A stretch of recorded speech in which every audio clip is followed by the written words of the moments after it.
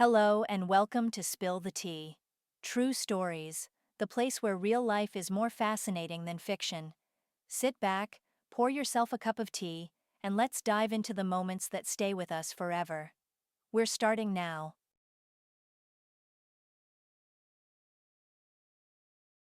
It was a wonderful autumn day. Under the azure sky, trees clad in gold and crimson radiated a gentle warmth.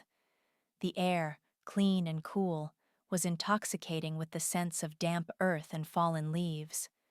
In the old park, sitting on a bench, a man watched a large Labrador. The dog, whose magnificent golden fur sparkled in the rays of the unusually bright autumn sun, frolicked with visible pleasure among the trunks, kicking up a carpet of leaves with his paws. Suddenly, the dog stopped abruptly and, with a run, plunged into a heap of fallen leaves, burying himself headfirst and raising a rainbow whirlwind around him. Crouching low, he froze, fixing his gaze on his owner. "Why are you stuck to the bench? Come here, let's play together. This is such joy," his gaze seemed to say. The dog snorted loudly a couple of times, clearing his nose of clinging cobwebs and leaf crumbs, and picking up a small branch, raced like a whirlwind towards the bench. "Well, how about it, Sam?" The owner gently stroked the dog that had run up to him along the withers, carefully wiping the cobweb from his nose. "You're really playful today, just like a puppy." The dog lifted his muzzle, and large shiny eyes stared into the owner's face. His tail wagged furiously, his whole body twitched impatiently. Sam sat down, lifted a paw, and looking questioningly at the man, whimpered softly. "Oh, calm down!" The man laughed cheerfully. "What's with this burst of youth today? Did you call me to play or something?" "No, I can't. It will pass later. Others will be jumping then, but around me." The man smiled again, but now there was bitterness in his smile. "If only Tom were with us. He would have certainly run with you."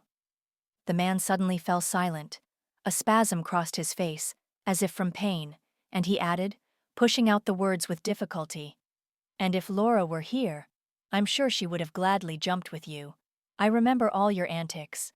Laura taught you that, didn't she?" The dog, hearing the beloved voice and familiar names, whimpered softly, wagged his tail furiously, and settled down by the bench, not letting go of the broken branch in his mouth. It was clear he hadn't given up hope of involving his owner in a cheerful game. However, simply sitting nearby and feeling his touch seemed to make him absolutely happy. The man, continuing to stroke the dog's head mechanically, letting his silky ears slip between his fingers, inhaled the fresh autumn air with pleasure and closed his eyes. Memories flooded in like a wave, joyful and sad, bright and bitter. Their family wasn't particularly well off. His mother worked as a librarian her whole life and joked a little bitterly that, fortunately, she managed to retire before the internet destroyed all libraries.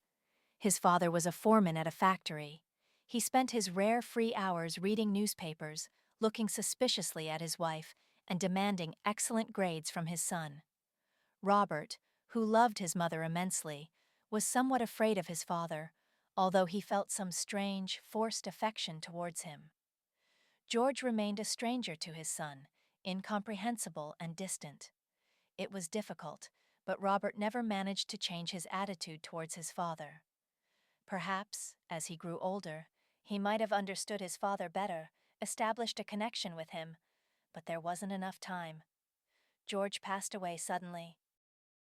9-year-old Robert was left with his mother, who after George's death plunged into grief, as if she had lost not a gloomy, perpetually dissatisfied husband who suspected her of non-existent infidelities, but the most loving man. After school, Robert enrolled in the institute to study engineering. Soon he doubted the correctness of his chosen path. A relative came to his aid, his mother's brother. Uncle Joe had a small car repair shop in his garage where he fixed and resold cars. "All this tinsel, lawyers, traders, here today, gone tomorrow," he rumbled in his smoke-hoarse bass, listening to his nephew's doubts. "And what kind of work is that, God forgive me, for a real man? shuffling papers and deceiving people. Phooey! But I have a real job, a man's job.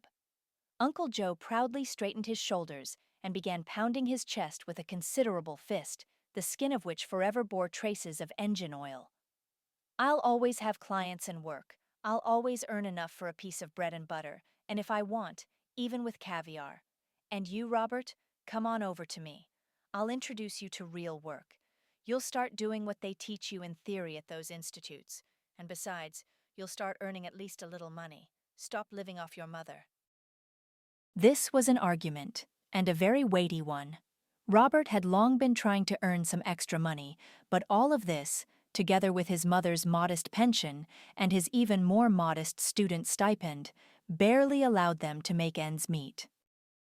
Work at his uncle's shop just seemed to click for Robert. He discovered a natural technical knack and intuition. He was interested in everything he saw and did, and wanted to know and be able to do even more.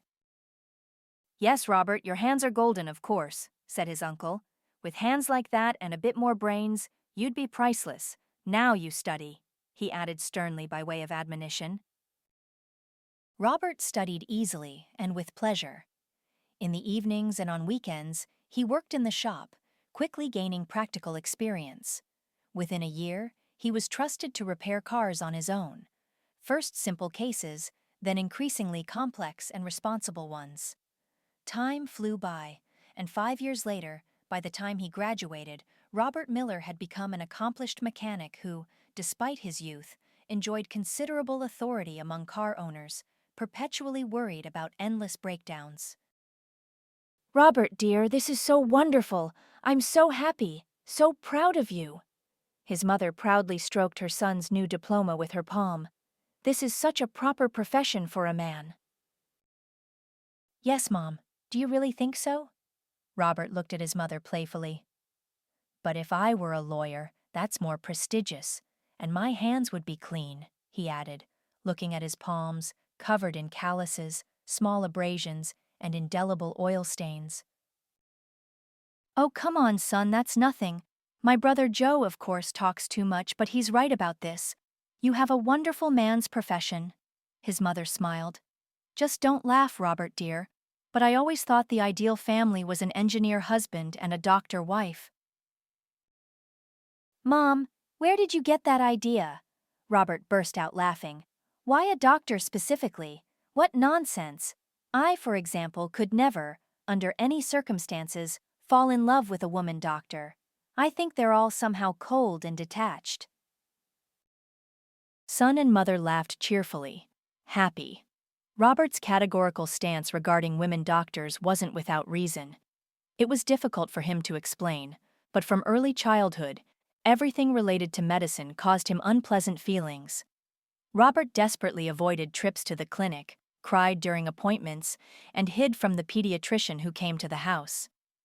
As an adult, Robert, being healthy, never went to the clinic.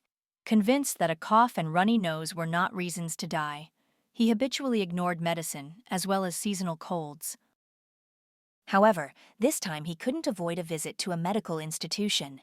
He needed certificates to renew his driver's license. "Who's last?" asked Robert, approaching the office door, where sufferers like himself were sitting. "Not last, but the end of the line. I am," mumbled one, not getting an answer, and looked up at Robert. "You're after me. Hey, you're after me. Do you hear? Man, are you deaf?" The man tried indignantly to get his attention. But Robert heard and saw nothing but an incredible, unearthly creature that didn't walk, but seemed to float along the shabby clinic corridor. A magical vision, a short, fragile young woman in a white coat, flashed past the frozen Robert and disappeared behind the office door. He sank onto the chair next to the angry end of the line, bewildered, and suddenly felt his heart pounding furiously. He entered the office in a semi-conscious state, glad it wasn't a medical consultation. A young woman sat at the desk by the window, and sunbeams, tangled in the strands of her reddish hair, created something like a halo around her head. "Hello, come in, have a seat," came a voice that sounded angelic to Robert. "Any complaints? Are you taking any medication?" she asked, without lifting her head and quickly writing something on a form on the desk. What? Robert asked foolishly, unable to tear his gaze away from the golden radiance around the doctor. Are you taking any medication? She lifted her head and looked closely at his face. Robert's breath caught, blood rushed to his cheeks, his legs trembled. What? Was all the poor man could stammer out. All right, show me your hands, she said decisively, approaching Robert, who sat like a statue, and he caught a light, barely perceptible scent of perfume. Roll up your shirt sleeves higher. Higher still, please. Good, you can lower them. Look at me. No, not like that. She reached out and gently lifted Robert's head, looking closely into his face. Are you feeling unwell? Just please don't answer that. What? Robert predictably said. All right, Mr. Miller, she said, glancing at the documents. You are behaving, to put it mildly, somewhat strangely. What's wrong with you? She looked very closely at his face again. I love you, Doctor, Robert uttered, bewildered. The doctor, Laura Miller, as her badge read, froze. Her face, previously professionally focused, suddenly became bewildered. Do you need this certificate that badly? She suddenly asked quietly, sitting down next to Robert. I will write you a certificate, Mr. Miller. You don't need to go to such extremes for that. No, Doctor, no. Laura Miller, this isn't for the certificate. This is for life. And Robert, looking her straight in the eyes, laughed loudly. A few months later, Laura and Robert became husband and wife. Robert's mother, happy, as if rejuvenated by this happiness, constantly caught his gaze, several times, unable to restrain herself, gestured towards Laura with her eyes and giggled cheerfully, almost like a young girl. Their love wasn't like an all-consuming passion. They didn't need to be by each other's side every minute, every second. They didn't demand sacrifices or self-denial from each other. It was enough for them just to know that they had each other, and nothing more was needed by either of them. Although Laura tried to get something from Robert, without success. You know, Robert, it wouldn't hurt you to get a checkup. It's not a joke. And your age is already, let's say, not youthful. Well, there you go. You've brought problems upon yourself, grumbled Robert. I was living peacefully, and now this, a medical examination at home. Laura, stop it. I'm perfectly fine. And anyway, the less you know, the better you sleep. He laughed. All right, she shook her head disapprovingly. Words worthy of a teenager. Okay, I won't force you. You're an adult. It's your decision. Laura still insisted on the examination. There, he was examined for a long time and thoroughly, sat down, laid down, had some sensors and suction cups attached, and then the results were studied with a knowing look. In the end, they told him to avoid heavy exertion, eat less fried, smoked, spicy, and salty food. In short, everything that was tasty. However, Robert didn't delve into the details. His only concern was to calm Laura. He was also prescribed some pills, which Robert, with an honest face, swore to Laura he would take regularly, but naturally immediately forgot about them upon leaving the house. Robert loved Laura very much and was absolutely happy. Laura, as far as he could tell, was quite content with life, and would have been happy if not for one but. Laura really wanted a child, but despite all their attempts, a baby remained just a dream. Laura, dear, don't get so upset. We'll make it. What's the rush? Said Robert, sitting next to Laura on the sofa. My own parents had me when they were almost 40. And look, how I turned out. Any complaints about me? Only relevant ones, please. Joker! Laura lightly tapped her husband's head with her fist. It's all jokes to you. Well, yes, you certainly have no need to rush. Laura shook her head sadly. You, my dear, it's only men and wine that get better with age. But I'm a woman, you see. I only get older with the years. Laura, what nonsense is this? Where did you pick up such foolishness? Robert looked at Laura in surprise. It's not foolishness, it's the truth, Rob dear. You know what they call women like me in medicine when they're expecting a child? Laura looked at her husband questioningly. Elderly primipara. She clearly pronounced this unpleasant word and smiled bitterly. So you have everything ahead of you, but I need to hurry. And you, by the way, too. Laura shook off her despondency and, as was her custom, finished the difficult conversation with a joke. Hear that, my love? Get a move on. She jumped up from the sofa and stood before him, fists on her hips. Robert looked at Laura, girlishly slender, light, with red hair that hadn't faded at all over the years.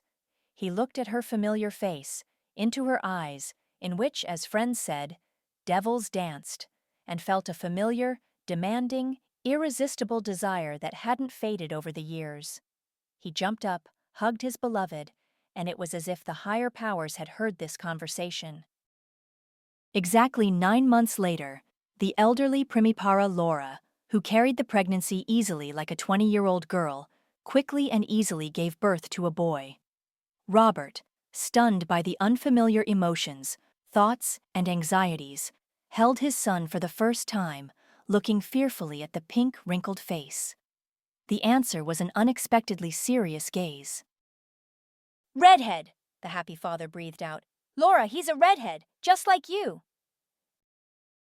He's not a redhead at all. Laura took the baby from Robert, who stood awkwardly hunched over like all new fathers, afraid to move and drop the precious bundle. He's just golden, our golden boy.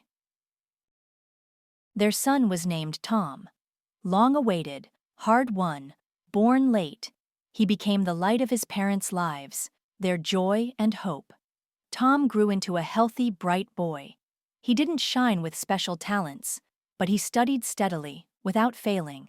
He drew quite well, strummed the guitar, and, like all boys, was engrossed in computer games, but at least he didn't become addicted and went with his parents to the dacha with pleasure, where shashlik and pie awaited him.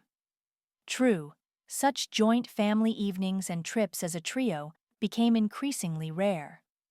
The reason was Robert's preoccupation with work, with business. By the time Tom turned 10, Robert Miller was already firmly on his feet, owning several repair shops and car services.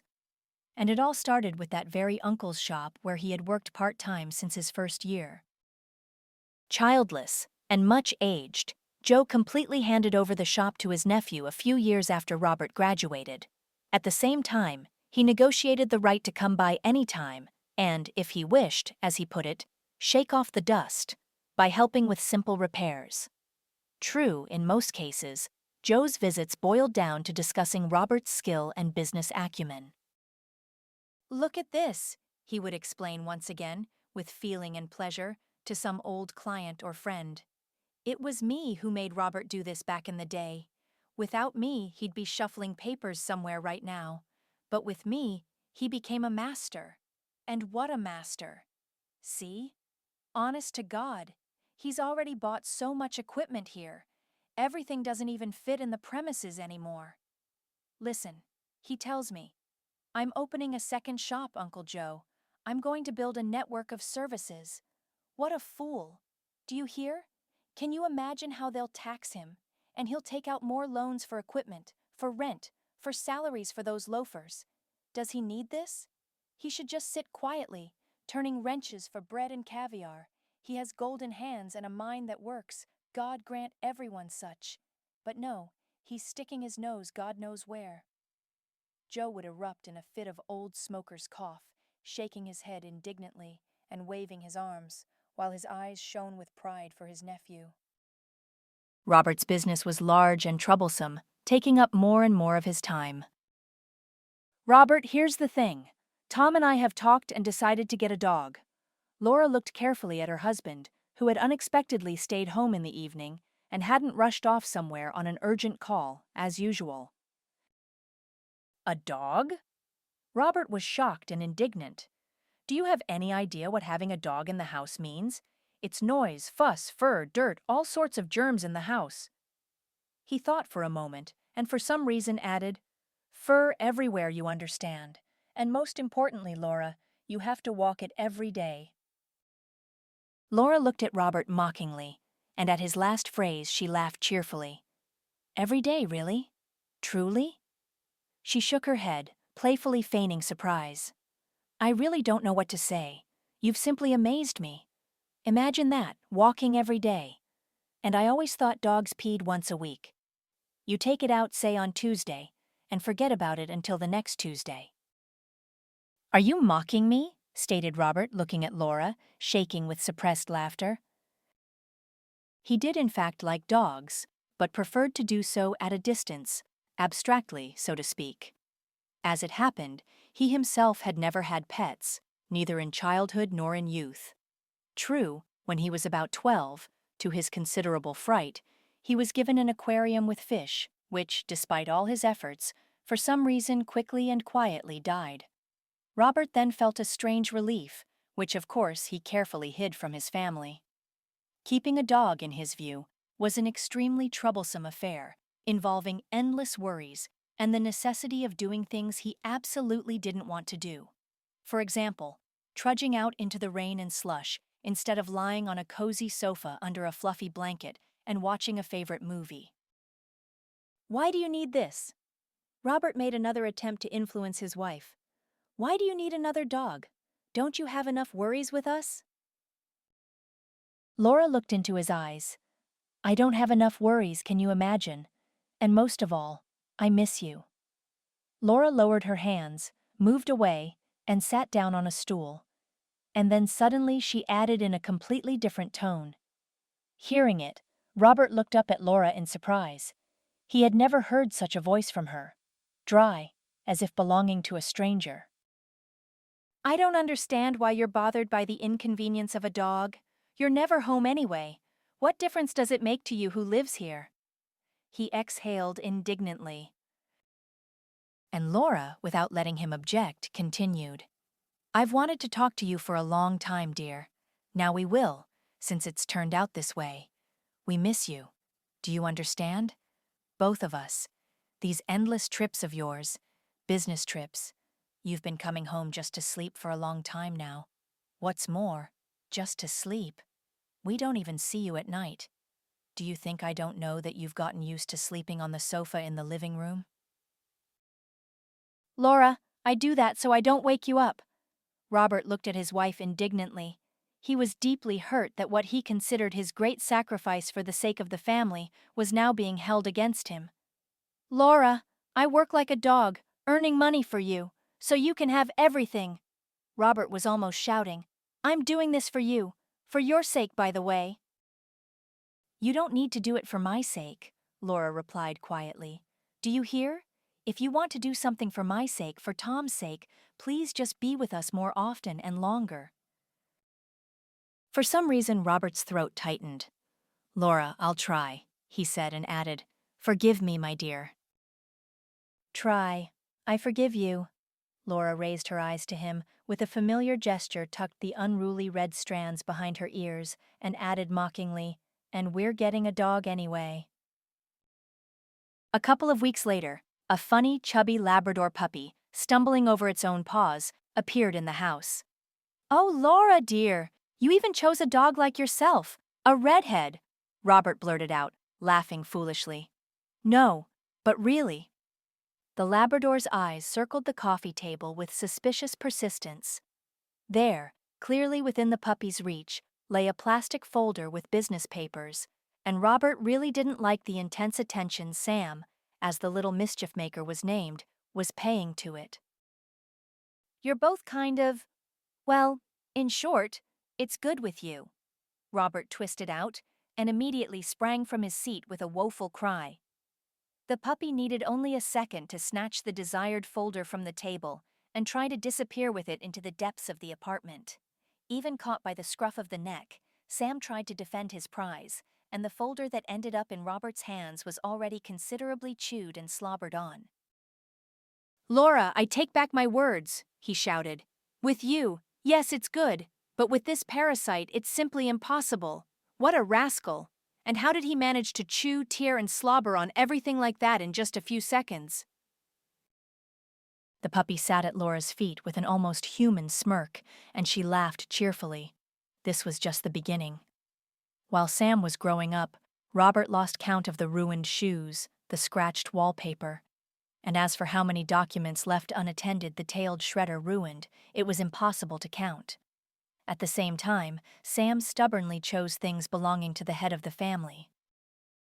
He just loves you, you see? In a special way, that's why he chooses what's yours, what smells of you. Laura chuckled, comforting her husband. Well, then I should just kill him, Robert joked gloomily, sadly examining the latest evidence of the puppy's special love for him. And yet, Laura, as always, turned out to be right. Sam became a true friend to everyone, and even brought their already happy family closer together.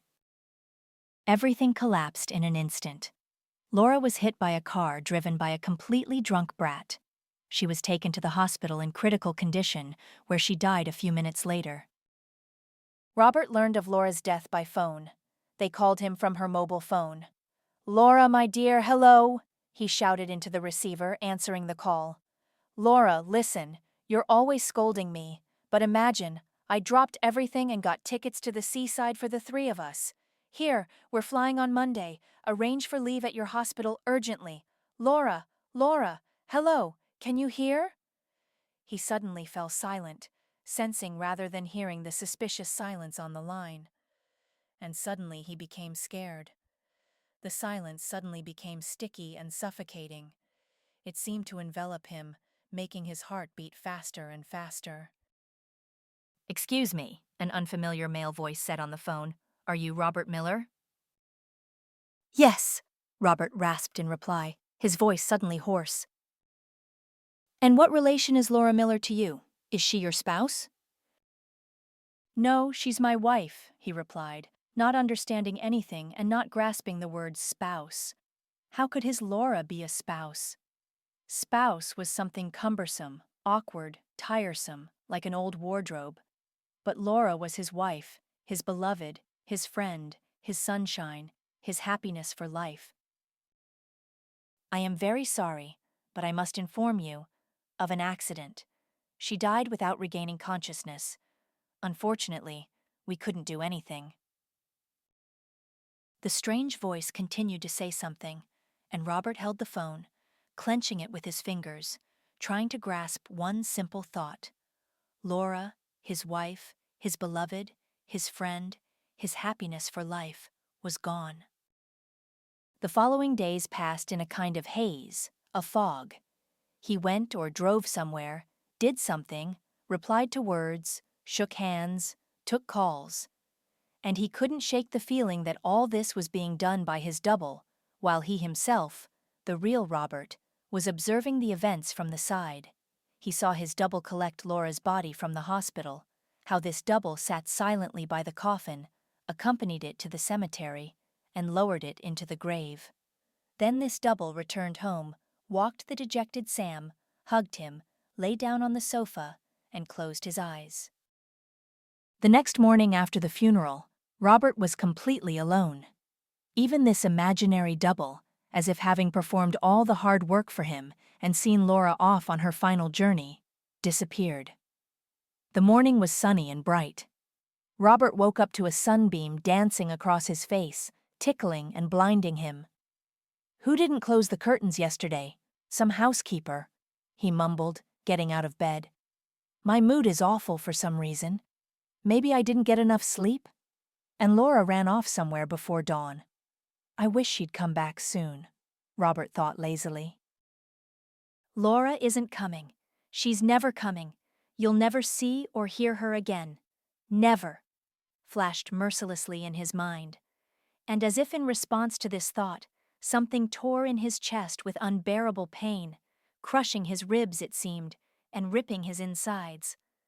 Frightened, Sam darted around his owner lying on the floor, yapping softly.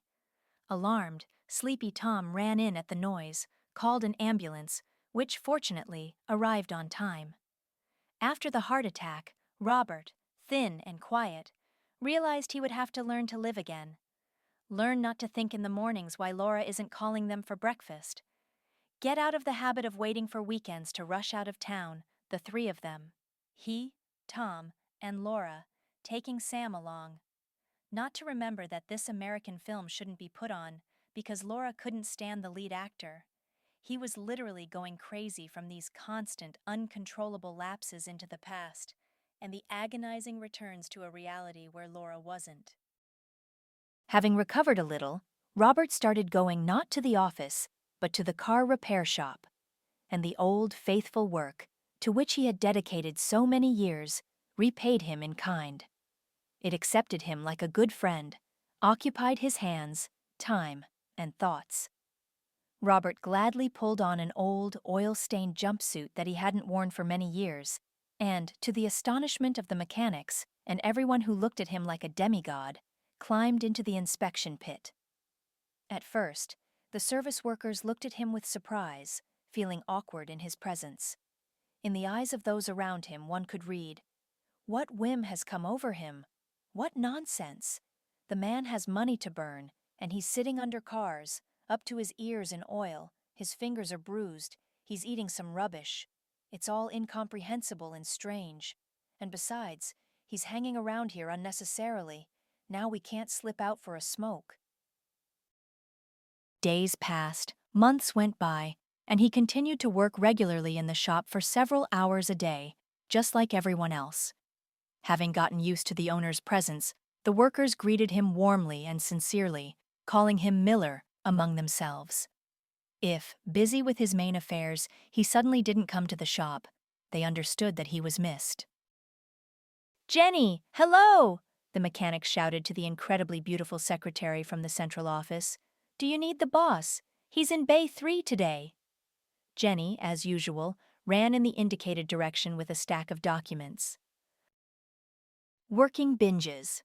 That's what the company workers jokingly called the time when Robert disappeared into the shop. "He's gone mad," diagnosed Uncle Joe for Robert, quite old by now, but still hanging around the shop. "Robert, you were a fool, and you still are, even though your hair is gray now. You're the owner. Why are you clanging around with metal here?" "What should I do? Rustle papers?" Robert snorted. "And who taught me my whole life that I should be doing a man's job?" "Well, I'm not taking back my words. But you—" In short, his uncle was clearly flustered. "It's still somehow wrong. This is because you're alone. You're lonely. That's why you're acting out. You need a woman." Joe, with his directness and spontaneity, hit a raw nerve. Robert was indeed very lonely. When Laura was nearby, he wasn't alone for a second.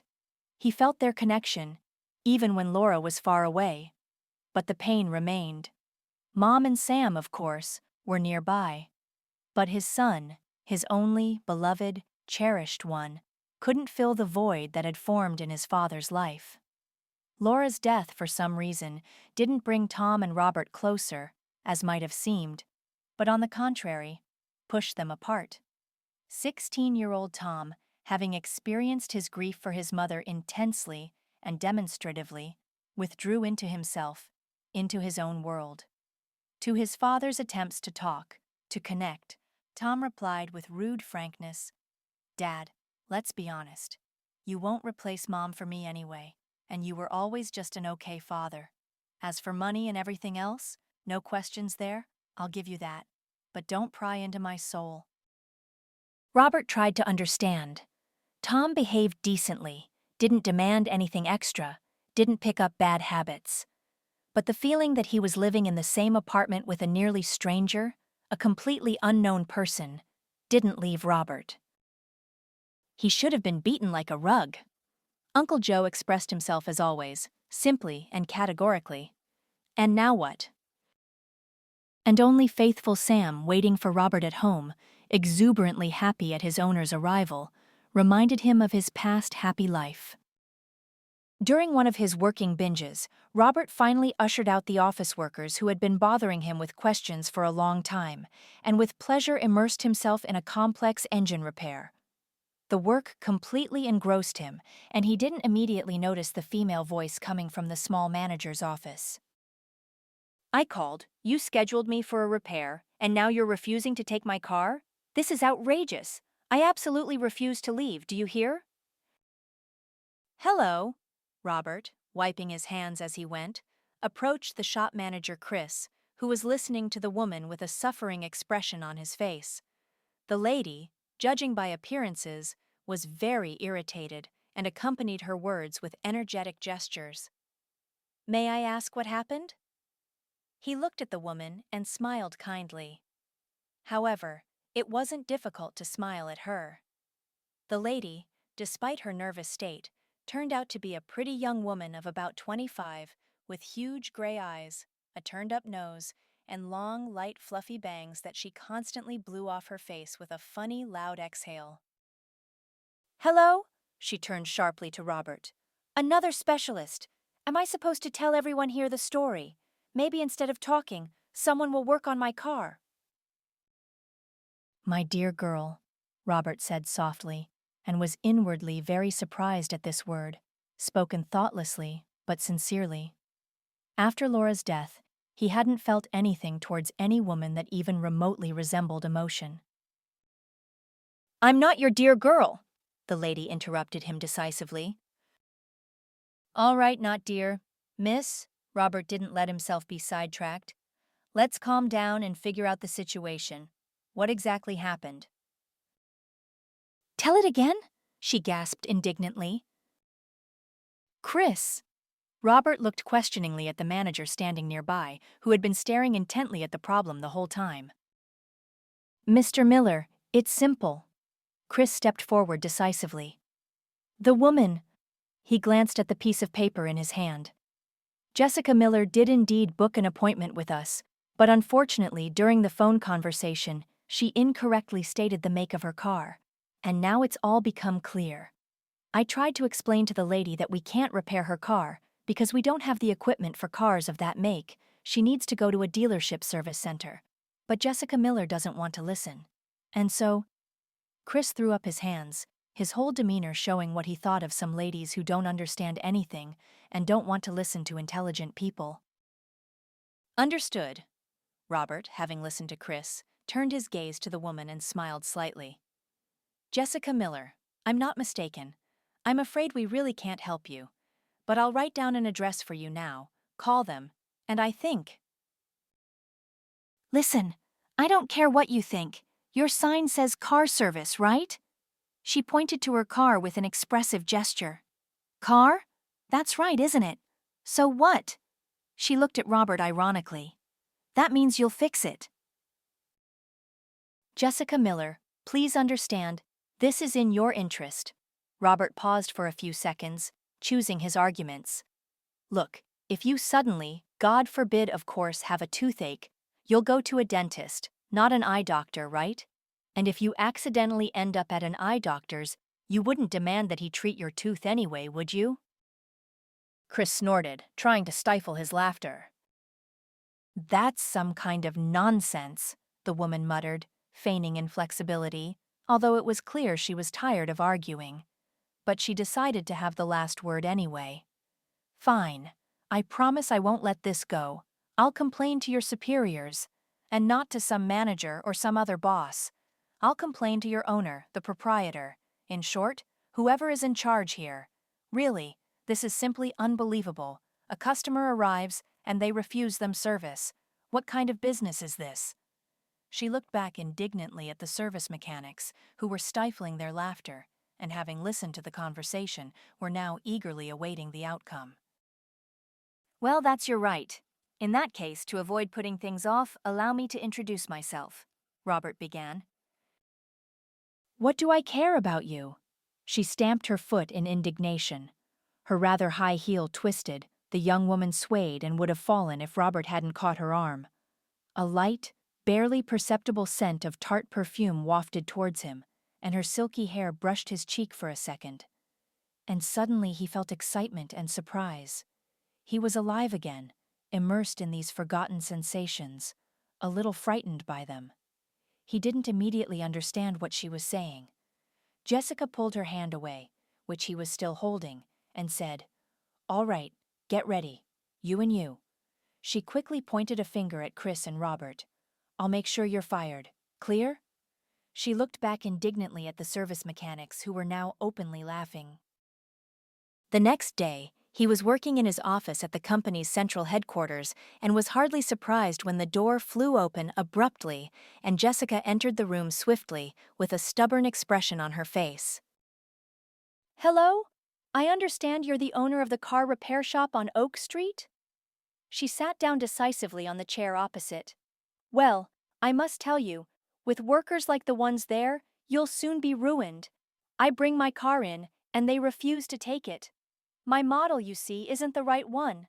They've completely lost their nerve. Especially one there, not young. Instead of doing his job, he decided to hit on me. As if I care what his name is.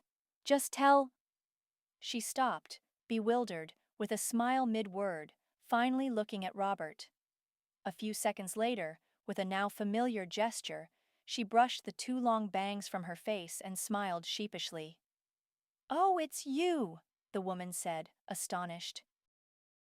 "Yes, it's me. My name is Robert Miller, and you're Jessica Miller, I remember." He got up from behind the desk and bowed gallantly. "You're a joker. You, it turns out, are the owner of this establishment. And why were you in that state there in the shop? It's strange." "Well, why strange? Quite normal. It would be strange if I worked in the shop in a suit. All right, Jessica, let's leave aside my strange behavior. Let's rather decide what to do about you." "Meaning?" she asked, surprised. "Well, how? You probably understand, I can't fulfill your demand to fire everyone, including myself," Robert said seriously. Jessica looked at him and unexpectedly burst out laughing. Her laughter was so sincere and infectious that Robert involuntarily laughed along with her, easily and cheerfully, as he hadn't laughed in 2 years. "Well, yes, I suppose my complaint is hopeless," Jessica said, still stifling giggles. "Well then, all right, Mr. Miller. It was nice meeting you despite everything." She got up from the chair and extended her hand to him. He took her thin, narrow hand in his and involuntarily covered it with his other hand, holding it. "Jessica Miller. Jessica, forgive my boldness, but perhaps you would agree to have dinner with me, as compensation for not being able to repair your car. After all, I still have to somehow respond to your complaint, right?" he said, astonished by his own words. Robert suddenly, for the first time since Laura's death, wanted to talk to a woman, to touch her hand again, to feel the light, subtle scent of perfume with an unusual tart fragrance. For Robert, this was a completely new sensation. His whole life, only 2 women had existed for him, his mother and Laura. All other members of the fairer sex, even the most beautiful and intelligent, were simply people to him. He was hopelessly lost to romantic adventures. Female charms, which had been tried on him more than once, simply didn't work. He loved Laura, wanted to be only with her, and thoughts of any new sensations related to women simply didn't occur to him.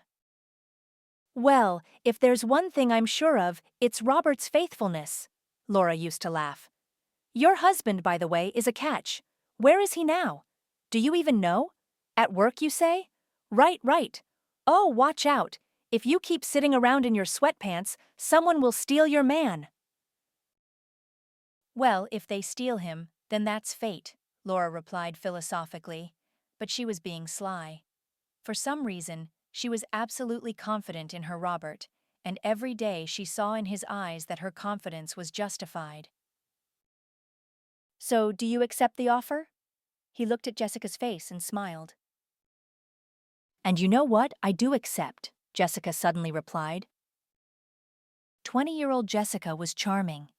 At the same time, she made no attempt whatsoever to make a special impression on Robert, to charm or seduce him. It seemed she didn't care at all if her hair was perfectly in place, or if she had eaten all her lipstick along with her steak. Incidentally, Jessica had an excellent appetite, and in her company, Robert ate with real pleasure for the first time in 2 years. Despite the age difference of over 20 years, they found an astonishing number of common topics for conversation. For example, Jessica learned about the Labrador Sam and was utterly delighted, turning out to be an old dog person. Despite the somewhat scandalous beginning of their acquaintance, Jessica turned out to be an easygoing, cheerful, kind person. "I don't know what came over me," she laughed, remembering the scene at the shop. "Honestly, I've never acted like that before, but here I just seem to lose it. Please forgive me, Mr. Miller." "But first of all, not Mr. Miller but Robert." "We agreed, Jessica," Robert gently chided her. "And secondly, thanks to your dramatic appearance, I'm glad things turned out this way." "And I'm glad, very glad," Jessica suddenly replied. A year later, Robert, looking younger, with shining eyes and straightened shoulders, sat in his office, holding a small velvet box in his hands. Inside lay a luxurious ring, a ring for Jessica. "I love her. I love Jessica," he thought. "Maybe as much as I loved Laura once, or almost as much. I don't know. But what's the point of comparing? I just want her to be by my side as my wife. Always. Or at least for as long as it works out." He became agitated, jumped up, and paced around the office. "Okay, what if she says yes? What if she just says yes, ignoring my age, everything? Jessica, she's like that, she could. What should I do?" Robert was afraid to voice the main, in fact, the only problem. Tom. Tom and his possible reaction to all this, to Jessica, to the father who had suddenly decided to keep living, not just see out his days. "Son, I need to talk to you." Every word was a tremendous effort for Robert. He couldn't sit still, jumped up, and paced the room. He went to the window, deliberately, slowly, and neatly adjusted the fold of the curtain. Then he returned to the armchair he had just been sitting in, sat down, but got up again after a couple of seconds. Tom remained silent the whole time, watching his father. The silence had clearly dragged on. "Dad," Tom finally said, "maybe you'll just say what you wanted." "What did I want to say?" Robert asked meaninglessly, nervously adjusting the perfectly ironed collar of his shirt. His hand was visibly trembling.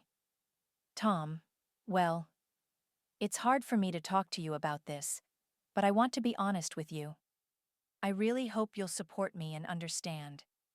In short, I met a woman," Robert finally said, what seemed to him the most difficult words in his life.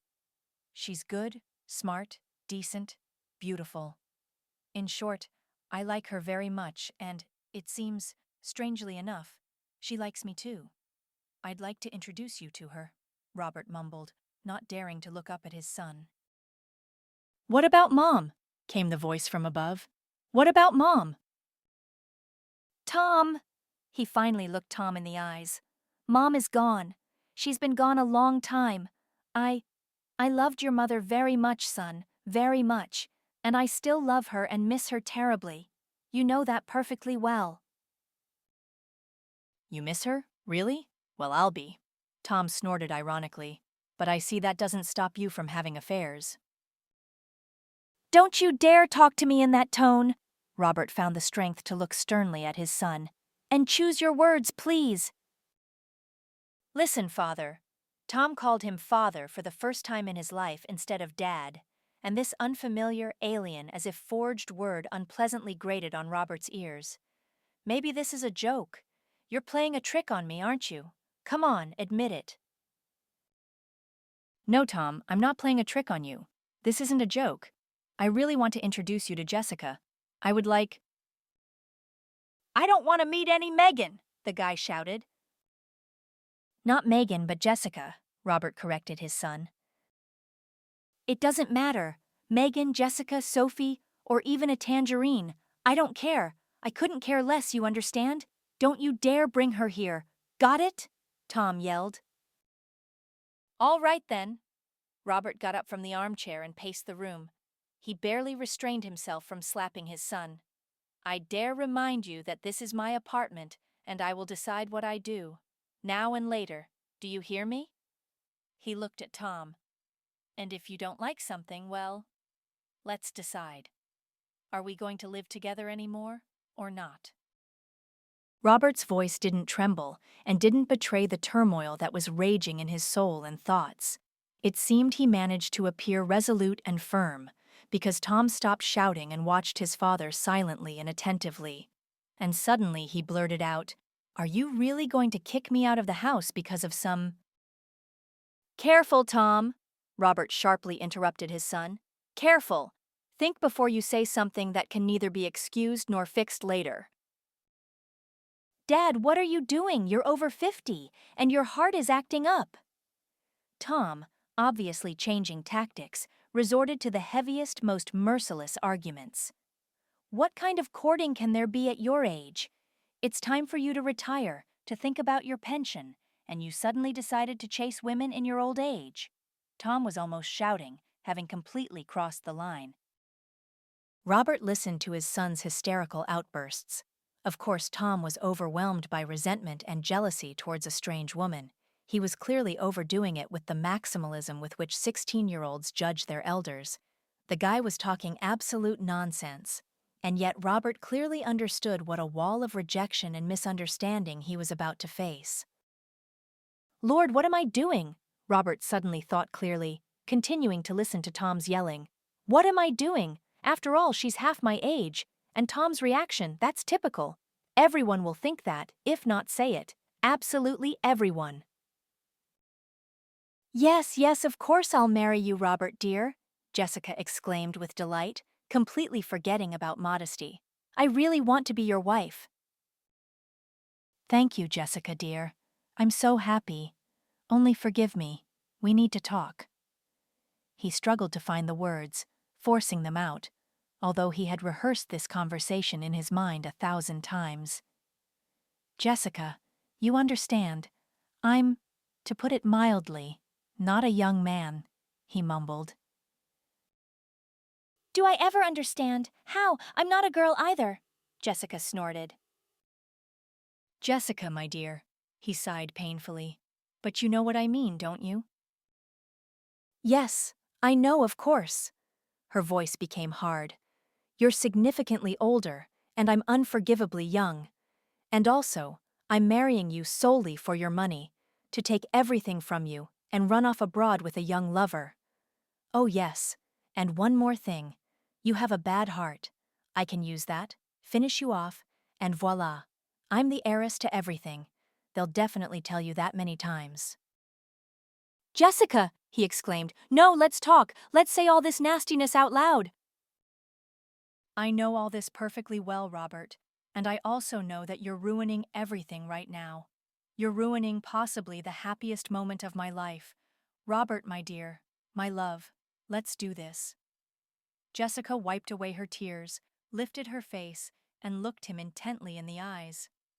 "Either you believe me completely and entirely, in my sincerity, in my feelings for you, or right now we say goodbye to each other." He looked into her eyes and believed, once and for all. At least, at that moment, he thought it was forever. Jessica moved into their large apartment, and by that time, Tom, being a second-year student, was living in a dormitory. The relationship between Tom and Jessica, despite all of Robert's hopes, was, to put it mildly, distant, even more incomprehensible and unpredictable than he had expected. Something was clearly happening between him and Jessica, and Robert tried many times to find out exactly what. "Tom, what's going on?" "Listen, Father, I'm a man. You yourself recently rubbed my nose in that." "Yes, you certainly helped," his son snorted ironically. "Well, actually, you created this problem yourself. You're talking about Jessica, I'm talking about my life. That's it. Leave me alone." His son cut him off. "Tom, don't you dare talk to me like that." The father tried to call his son to order and immediately gave up. "Tom, maybe I'll buy you an apartment." Having gotten nowhere with Tom, he tried another approach. "Jessica, we need to talk. What's happening between you and Tom?" "My dear, I won't say everything is perfect, but in principle, It's nothing terrible. Just a typical stepmother and stepson story. Well, stepmothers are never good anyway, but I'm trying very hard. And anyway. She trailed off. Robert felt that behind Tom's aggression and Jessica's playfulness lay something very important. And this something gave Robert no peace, bothered him like a sore tooth. And so he sat on the bench in the park, stroked Sam's golden ears, and wondered what to do. How could he understand what was happening in his home? And if he suddenly heard something resembling the truth from one of them, he simply wouldn't have the courage to believe it. He had to see and understand everything himself, on his own, and he would have to do it without his son's and wife's knowledge, however repugnant it was to him to secretly watch them. Mark, hello. Robert dialed his deputy's number. Please give me the phone number of the company that installed our video surveillance system.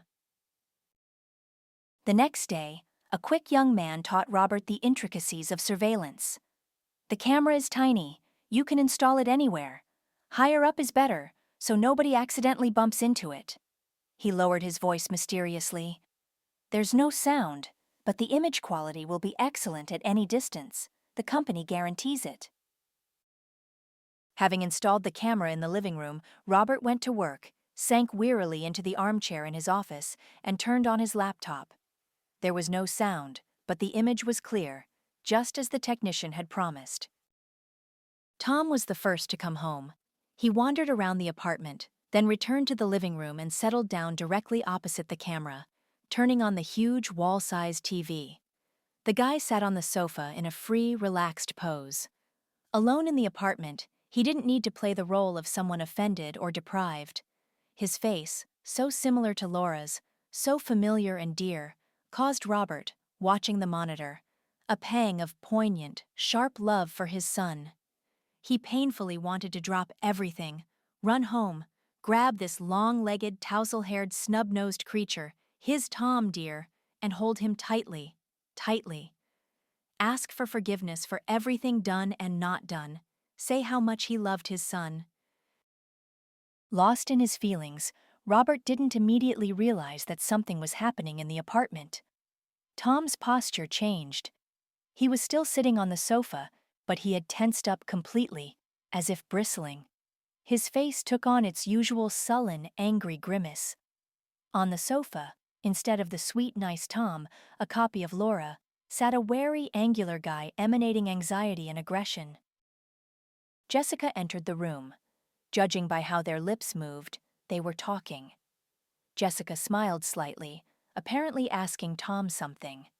The latter, slumping further into the sofa and putting his feet up on the glass table, put a crooked smirk on his face and apparently replied, squinting and barely parting his lips. Jessica turned and left the room. Robert couldn't hear their conversation, but one thing was obvious. Tom was nothing like a miserable outcast with an evil, suffering stepmother.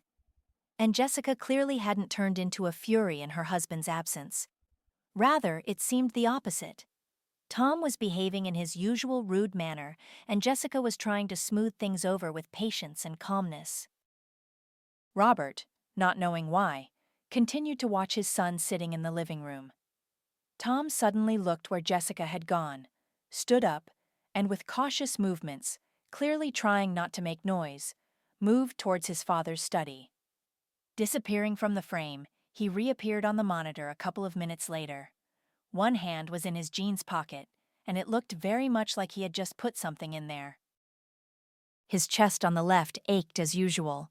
Robert gasped. At that moment, he suddenly felt like an ancient elder who didn't even have the strength to move his legs. So after all, Tom had betrayed him. Tom, not Jessica. Tom was tormenting Jessica and, it seemed, was quietly taking money from the safe in the study. Well, at least that was easy enough to find out. That same evening, upon returning home, Robert discovered that a rather significant sum had noticeably decreased over the few weeks he hadn't looked in the safe. He didn't talk to his son, but simply waited, not knowing what for. And he got it. A few days later, he saw Tom carry a small rectangular box out of the study, in which were kept Laura's few but expensive pieces of jewelry, given to her by Robert. Laura loved wearing jewelry, calling it our diamond fund. "I need to talk to you," Robert said the next evening. "Well?" Tom snapped back habitually. "Money has started disappearing from our house, and not just money." To Tom's credit, he tried his best to appear calm and indifferent, but he didn't succeed very well. "Why are you so sure I took the money?" Tom smiled awkwardly, or rather bared his teeth, hiding his fear behind it. "There's another person in the apartment. A complete stranger, by the way. Maybe we should ask her? Maybe our young wife is short on cash?" "All right then," Robert ground out the words through clenched teeth, feeling the familiar dull pain in his chest. "The money, of course, if it's still intact, you can keep. Give back the jewelry and get out." Tom left the room. A few minutes later, he returned. "Here's all your money."